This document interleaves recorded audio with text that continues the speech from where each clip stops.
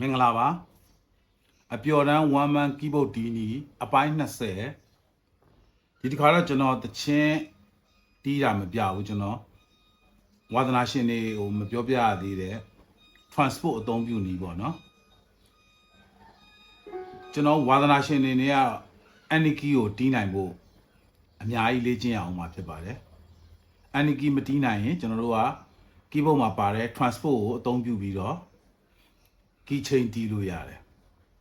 aniki တီးနေတာတော့အကောင်းဆုံးပေါ့ဗျာဒါမဲ့လည်းဝါသနာရှင်အနေနဲ့ aniki တွေလိုက်တီးနေအချိန်ကြီးအများကြီးကုန်မှာဖြစ်တယ်ကျင့်နိုင်ရင်တော့ကောင်းတယ်မကျင့်နိုင်တဲ့လူတို့ကကျွန်တော် transport ကိုသုံးမယ် transport ကိုသုံးမယ်ဆိုတော့ transport ကိုကျွန်တော်ဘယ်လိုရေတွက်တယ်လဲပေါ့ကျွန်တော်ပထမရှင်းပြခဲ့တယ်လို့ပဲဒိုရေမီဖာဆိုလာတီဒိုမှာမီနဲ့ဖာနဲ့ဂျာမှာဂျားတန်မရှိဘူးတီနဲ့ဒိုနဲ့ဂျားမှာဂျားတန်မရှိဘူးစီကီးနဲ့တွက်မယ်ဆိုရင် E နဲ့ F ဂျားမှာဂျားတန်မရှိဘူး B နဲ့ C နဲ့ဂျားမှာဂျားတန်မရှိဘူးအဲ့တော့ဒိုနဲ့ရေဂျားမှာဒိုဘက်ကတွက်ရင်ဒိုရှက်ရေဘက်ကတွက်ရင်ရေဖလက်ရေနဲ့မီဂျားမှာလည်းအဲ့လိုပဲရေကတွက်ရင်ရေရှက်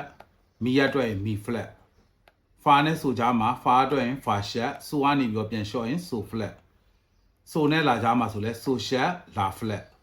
လာနဲ့တီဂျားမှာလာရှက်တီဖလက်တီနဲ့ဒိုကကတ်ရဲ့ဂျားတန်မရှိဘူးအဲ့တော့ ABCD နဲ့ဆိုရင်လည်း C ဘက်ကတွက်ရင် C sharp D ဘက်ကတွက်ရင် D flat D ဘက်ကတွက်ရင် D sharp E ဘက်ကတွက်ရင် E flat F ဘက်ကတွက်ရင် F sharp G ဘက်ကတွက်ရင် G flat G နဲ့ A ကြားမှာ G ဘက်ကတွက်ရင် G sharp A ဘက်ကတွက်ရင် A flat A နဲ့ B ကြားမှာ A ဘက်ကတွက်ရင် A sharp B ဘက်ကတွက်ရင် B flat B နဲ့ C နဲ့ကတ်ရဲ့keyboard ခလုတ်နဲ့ဆိုရင်ကျွန်တော်ရှင်းပါတယ် C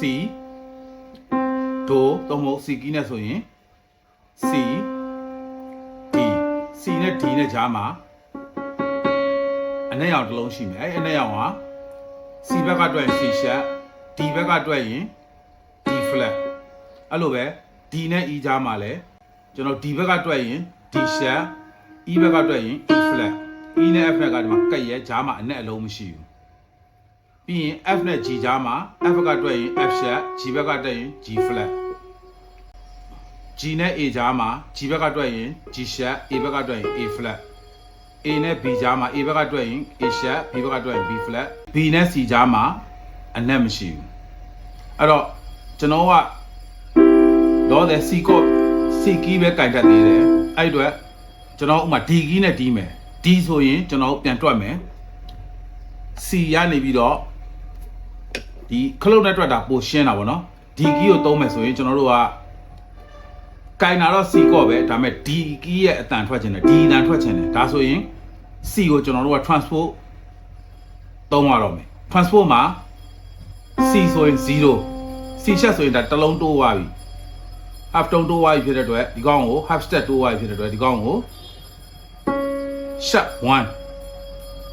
plus 1ပေါ့ transport မှာတော့ plus 1ဒါဆိုရင် plus 2ဒါဆိုရင် plus 3 E key ဆိုရင် plus 4 F ဆိုရင် plus 5အဲ့လိုဒီကနေသာတွက်သွားပေါ့နော်0 1 2 3 4 5 6 7 8 9 10 11ဒါကကျွန်တော်တို့ C ကနေပြီးတော့ plus ဘက်ကိုတိုးသွားတာအဲ့လိုမဟုတ်ဘဲနဲ့ကျွန်တော်အောက်ကိုလည်းပြန်လျှော့လို့ရတယ်ဥပမာ C ကနေတိုးတဲ့ခါမှာကျွန်တော်တို့က G လောက်ထိဆိုရင်အတန်ကတော်တော်ကိုစူးသွားပြီအတန်က transport တွေ flat တွေသုံးတာကအတန်စူးတယ်အတန်ထုံတဲ့ပြဿနာတော့ရှိတယ်ဒါပေမဲ့ aniki မတီးနိုင်တော့သုံးရမှာပါပဲအဲ့တော့ plus ကိုကျွန်တော်အများဆုံး G ထိပဲ plus 7 ထိပဲသုံးပါ G sharp တို့ A တို့ B တို့ B flat တို့သုံးမယ်ဆိုရင် C ကနေပြီးတော့ minus ဘက်ကိုပြန်သွားပါ C ကနေ minus ဘက်ကိုပြန်သွားမယ်ဆိုရင်လည်းအဲ့တိုင်းပဲ C 0 minus 1ဆိုရင် B ဒါခလုတ်တစ်ခုပြသွားတဲ့အတွက် minus 1 B minus 2ဆိုရင် B flat minus 3ဆိုရင် A minus 4ဆိုရင် A flat minus 5ဆိုရင် G အဲ့လိုဒီဘက်ကနေပြီးတော့တွက်သွားရင် plus နဲ့တွက်မယ်ဒီဘက်ကတွက်ရင် minus နဲ့တွက်မယ်အဲ့ဆိုရင်မိတ်ဆွေတို့အနေနဲ့ transport ကိုတွက်ချက်ရတာနားလေသဘောပေါက်မယ်လို့ထင်ပါတယ် တကယ်လို့သဘောမပေါက်ခဲ့ရင်လည်းကျွန်တော်ကို comment မှာရေးခဲ့ပေးပါကျွန်တော်ပြန်ဖြေရှင်းပေးပါမယ်ဟိုသိကျင်တာများရှိရင်လည်းကျွန်တော် comment မှာမေးထားလို့ရပါတယ်ကျွန်တော်လိုအပ်ရင်ကျွန်တော်ဗီဒီယိုလုပ်ပြီးတင်ပေးပါမယ်ကျွန်တော် channel လေးကိုလည်း subscribe လုပ်ရသေးရင် subscribe လုပ်ပေးပါဦးကြည့်ရှုပေးတဲ့မိတ်ဆွေအားလုံးကိုကျေးဇူးတင်ပါတယ်ကျွန်တော်နောက်ဗီဒီယိုမှာပြန်လည်ဆုံတွေ့ပါမယ်